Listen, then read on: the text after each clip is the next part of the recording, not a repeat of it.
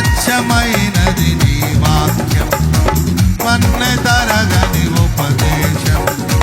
మహిమ కలిగిన సంగముగా నన్ను నిలుపునే నీ ఎదుట, సిగ్గుపరచదు నన్నెన్నడు నీలో నాకున్న నిరీక్షణ. వేచి ఉన్నాను నీ కోసమే, సిద్ధపరచుము సంపూర్ణ